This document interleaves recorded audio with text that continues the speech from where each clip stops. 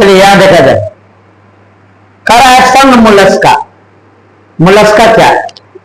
इसके पहले हम लोग सन आर्थ्रोपोडा पढ़े थे, ठीक है, जिसके अंदर झींगा मछली वगैरह होता है। तो झींगा मछली नहीं है, झींगा क्या है? कीट है। तो उसके बारे में हम लोग पढ़े थे आर्थ्रोपोडा, ठीक है, बिच्छू वगैरह। उसके बाद से उसके पहले एक और सन पढ़े थे, सन एनेलिडा। जो एनेलिडा के अंतर्गत क्या कौन सा जीव आते हैं, है ना, नेरिस वगैरह। तो वो हम लोग पढ़ लिए थे। आज हम लोग संघ मोलस्का पढ़ रहे हैं। मोलस्का के अंतर्गत कौन से जीव आते हैं, ठीक है। तो सबसे पहले हम आपको ये हम दिखा देते हैं। ये आप देख रहे हैं, इसके अंदर कीड़ा होता है,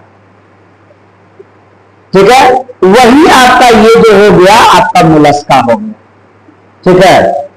ये भी हो गया आपका, ये आप देख सकते हैं, ये बहुत बड़ा बड़ा भी ये होता है, समुद्र में बड़ा बड़ा पाया जाता है। या आप देखते हो जो शंख होता है, शंख, ठीक है। तो कहने का मतलब ये सब के अंदर ये कीड़ा मकोड़ा होता है। तो ये जीवों को ही मोलस्का कहा जाता है, समझ गए। इसी को हम लोग क्या कहते हैं, मोलस्का कहते हैं। अब कह रहे हैं आप, ये खंडहीन होते हैं और इनका शरीर कोमल होने के कारण इसके अंदर जो जीव होता है बड़ा शरीर कोमल होता है, एकदम सॉफ्ट किस्म का होता है। इसीलिए कोमल होने के कारण ये एक कवच के अंदर होते हैं, जो इस कवच को हम लोग पायला कहते हैं, ठीक है। इस कवच के अंदर ही होते हैं, कोमल होता है शरीर, इसलिए अंदर होते हैं, ठीक है। आगे कहा, कोमल होने के कारण इन्हें मोलस्का कहा जाता है। यानी इसके अंतर्गत, मोलस्का के अंतर्गत आने वाले जीव का शरीर कोमल होता है, वह एक कवच के अंदर होता है। ऐसे ही जीवों को हम लोग क्या कहते हैं, मोलस्का कहते हैं। सामान्यतः इसका कोमल शरीर एक कवच से ढका होता है। यही एक क्या है, कवच है, एक कवच से ढका होता है, जो कवच ये प्रोटेक्शन करता है उसको। इस संघ में लगभग 80,000 जातियां हैं। हमने ये एक जाति दिखाया, यहां हमने 2 जाति दिखाया, लगभग इसका क्या 80,000 इसका जाति है मोलस्का के अंतर्गत। तो मोलस्का के अंतर्गत जो जीव आते हैं कितना जातियां है, तो 80,000 जातियां है, याद रहेगा। अरे तरह ये स्थल पर मीठे पानी में या समुद्र में पाए जाते हैं। आप देखेंगे नदी तालाबों के पानी में भी होता है और समुद्र के पानी में भी ये होता है, बड़ा बड़ा समुद्र का इतना निकलता है। और आप स्थल पर भी देखते होंगे, कहीं आप देखिएगा खेत वगैरह जो होता है, तो बरसात के मौसम में ऐसा छोटा छोटा छोटा छोटा ये सब हम वहीं से लाए हैं, है ना, छोटा छोटा, हाँ छोटा छोटा टाइप का ये सब होता है। उसके अंदर कीड़ा होता है और बाहर मुंह निकाले रहता है, और जैसे उसको पकड़िए छुएगा तो अपने शरीर को छोटा भी कर लेगा, तो लंबा भी कर लेगा और छोटा भी करने की क्षमता होती है, ठीक है, कोई दिक्कत। आगे कर रहा है, जंतु जगत में इसका स्थान संख्या में दूसरा है। जंतु जगत की बात करते हैं, यानी कि जितने भी मत्स्य, मत्स्य यानी कि मछली से रिलेटेड, रेप्टाइल से रहने वाले जीव जंतु, बर्ड्स यानी कि पंछियां वगैरह, स्तनधारी वगैरह, ये जितने भी जंतु हैं, ठीक है, या मोलस्का, ये सब जितने भी जंतु है सब जंतु हैं। इन सब जंतुओं में इसका संख्या के अनुसार सबसे ज्यादा संख्या यानी दूसरा स्थान पर क्या है हुआ, इसका दूसरा स्थान है।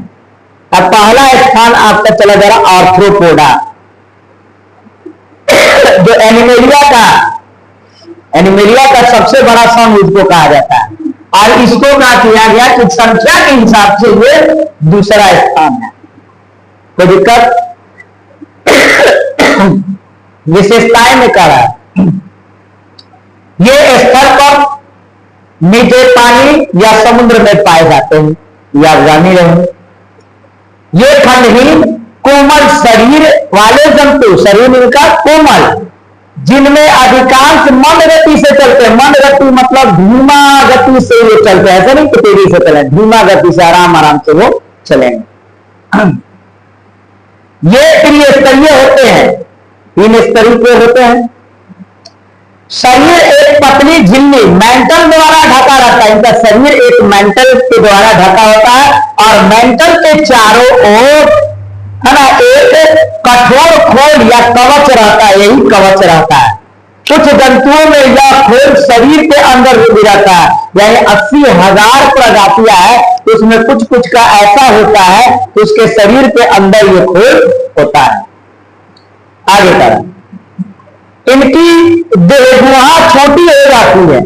देहगुहा हमने क्या कहा, बताया कि बड़ा निकला रहता है इस तरह, जैसे लगिएगा पकड़िए तो अपना शरीर इसके अंदर घुसा ले तो देहगुहा तुरंत अंदर कर ले, है ना। ये इनमें श्वसन क्रिया जलक्लोन या फुफ्फुस द्वारा होता है। कुछ जातियां जो है जलक्लोन मतलब गिल्स के द्वारा, और कुछ जो है फुफ्फुस यानी कि लंग्स के द्वारा सांस लेती है। नर और मादा अलग अलग पाए जाते हैं, नर अलग होता है और मादा अलग होता है, लेकिन कुछ ऐसे भी आपको मोलस्का है जो नर और मादा एक ही शरीर पर होता है, यानी नर जनन अंग और मादा जनन अंग एक ही पर होता है, जिसको द्विलिंगी भी होते हैं। ठीक है, उदाहरण में पायला, पायला का यहां चित्र है, टाइटन, सीपिया, ऑक्टोपस, एक ऑक्टोपस का चित्र हमने बना दिया। कोई दिक्कत? तो ये चित्र जो है आप देख लीजिए और बना लीजिए, यही आपका क्या है, मोलस्का का ये जातियां है। कोई दिक्कत? यहां पे हम नाम भी लिख देते हैं,